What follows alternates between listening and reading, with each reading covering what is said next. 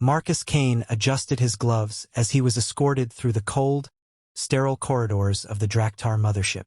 The shackles around his wrists clinked with every step, but he walked with an unbothered confidence that seemed out of place. To the towering Drak'tar guards flanking him, he was just another human, sent to meet his demise in their infamous wolf cell. To Marcus, this was just another problem to solve. The Drak'tar had always underestimated humans. For all their advanced technology and overwhelming arrogance, they saw humanity as a scrappy, under-evolved species clinging to life on a backwater planet. But the truth was far more nuanced.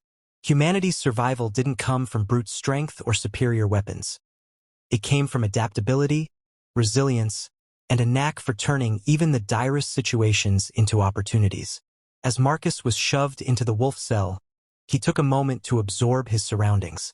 The room pulsed with an eerie, organic hum, its walls seemingly alive with shifting tendrils of biomechanical material. In the center stood a towering structure, bristling with alien machinery and glowing red veins that pulsed like arteries. The air was heavy, oppressive, designed to sap the will of anyone trapped within. But Marcus didn't flinch. Instead, he tilted his head, studying the strange technology with a spark of curiosity. Behind a reinforced glass panel high above, the Drak'tar overseers observed him.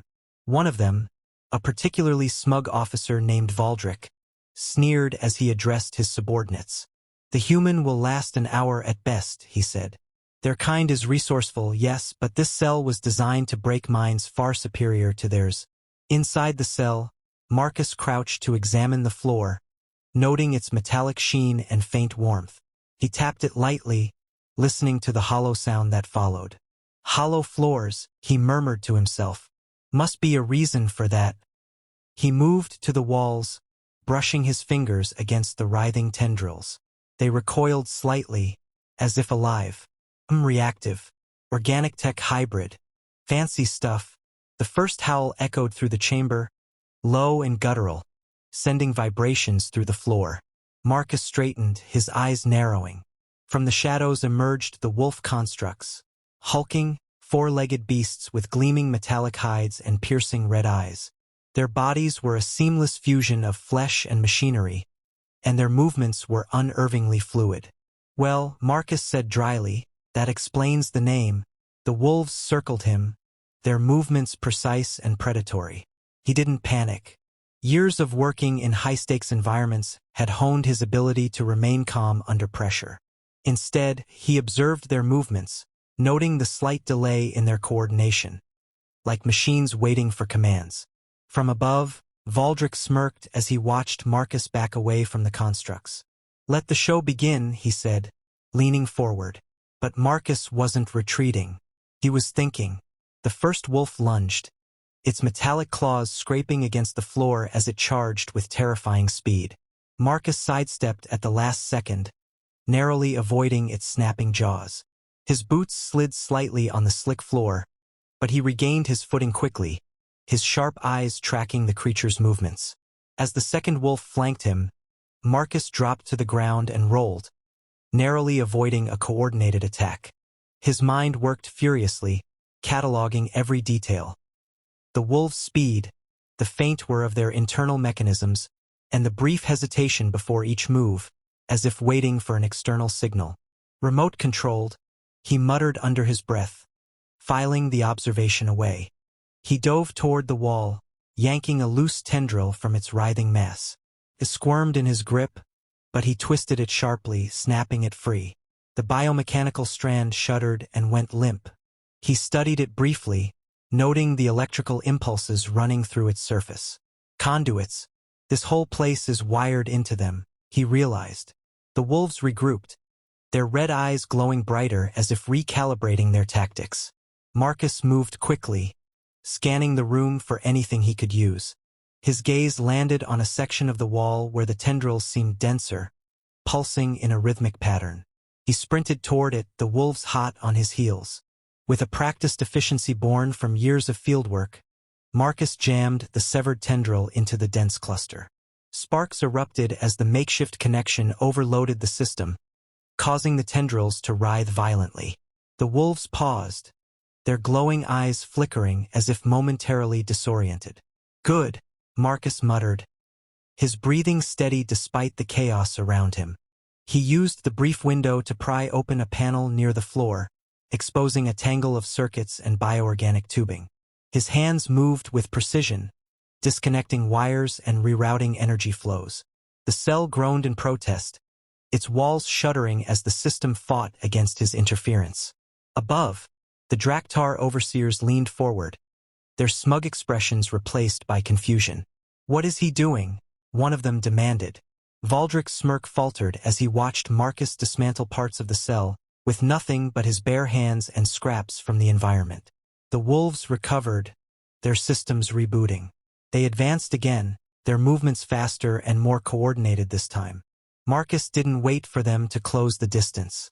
Instead, he ripped a length of wiring from the exposed panel and fashioned a crude whip, the sparking ends crackling with energy. When the first wolf lunged again, Marcus lashed out, the makeshift weapon striking its flank. The creature recoiled, its metallic hide sizzling where the whip made contact. Marcus pressed the advantage, maneuvering with calculated precision to keep the wolves at bay.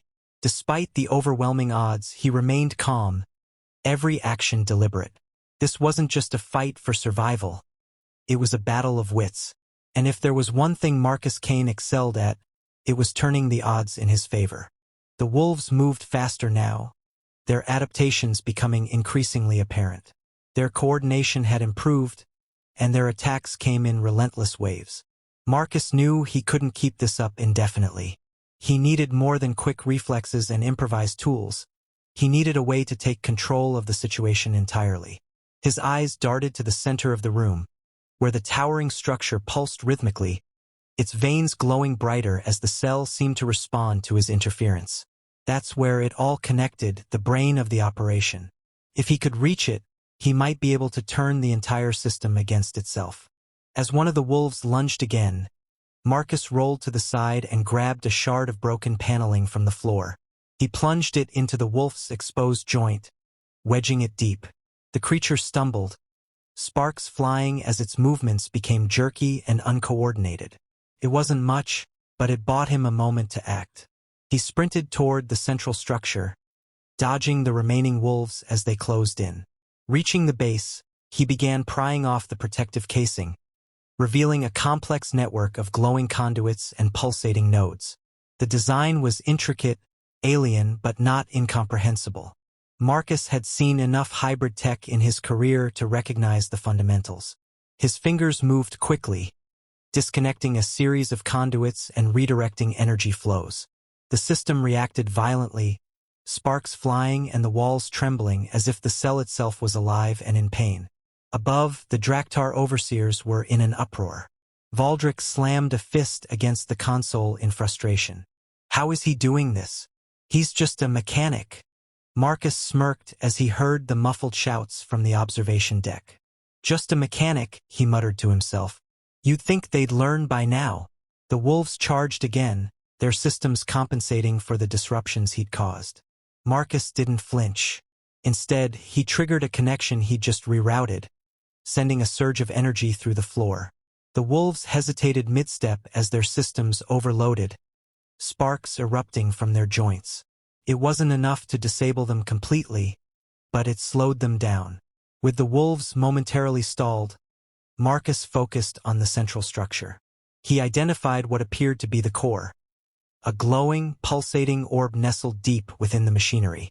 It was shielded by layers of alien alloys, but Marcus had already spotted a weak point, a small, exposed panel near its base. Grabbing another piece of scrap, he fashioned a crude tool and began prying open the panel. The system fought back, sending out shocks and waves of energy, but Marcus pressed on. His hands were blistered, his muscles aching, but he refused to stop. This wasn't just about survival anymore. It was about proving them wrong. As the final panel gave way, Marcus stared at the core, its glow pulsating erratically. He had one chance to make this work. With a deep breath, he reached in, ready to turn the cell's power against its creators. The core pulsed wildly, its energy fluctuating as Marcus worked quickly to sever its connections. The tendrils around him thrashed violently, reacting to his intrusion like a living organism trying to protect itself. Sparks flew, the air thick with the acrid scent of burning circuitry, but Marcus didn't waver. He yanked a conduit free and jammed it into another port, creating a feedback loop. The core flickered, its steady rhythm faltering. Above, the Drak'tar watched in stunned silence. Valdric's smug arrogance had dissolved into a mixture of disbelief and panic. "Shut it down," he barked, slamming his clawed hand on the console. "Override the system before he destroys everything." But it was too late. Marcus had already anticipated their moves. Using the knowledge he'd pieced together, he had reconfigured the cell systems to lock out external control. The Drak'tar could only watch helplessly as their most advanced prison turned against them. The wolves, now fully operational again, lunged in unison, their movements a blur of deadly precision.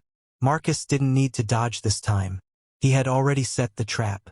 With one final twist, he overloaded the core, sending a surge of energy through the entire cell. The blast of electromagnetic force hit the wolves mid-charge, shorting out their systems in a spectacular burst of sparks and collapsing them to the floor. Marcus stepped back, breathing heavily as the room fell silent. The cell, once a living, oppressive entity, was now lifeless. The tendrils hung limp, the walls dark and motionless. For the first time, the oppressive hum was gone, replaced by an eerie stillness. The observation deck was in chaos. Valdric snarled in frustration, his claws raking the control panel as he realized the full extent of Marcus' actions. "Impossible," he roared. "No human could outthink the wolf cell." Marcus glanced up at the glass panel, locking eyes with the Drak'tar commander. He didn't say anything. He didn't need to. His calm, defiant expression was enough to convey everything. The silence stretched, the weight of the moment sinking in for both sides. Then, with deliberate slowness, Marcus turned his attention back to the exposed core. He reached in and pulled out a small, glowing shard, the heart of the system. Pocketing it, he gave the room one last look before moving toward the exit. As the reinforced door slid open, Marcus stepped into the corridor, his boots echoing against the metallic floor. The Drak'tar guards who had once escorted him stood frozen, unsure whether to stop him or let him pass.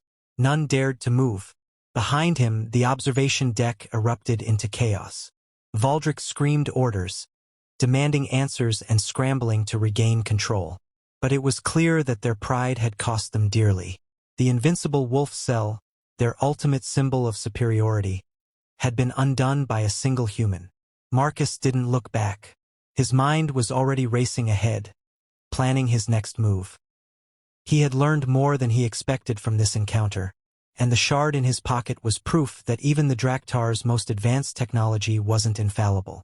Humanity wasn't just surviving, it was evolving, and the galaxy would soon learn that underestimating humans was the gravest mistake of all.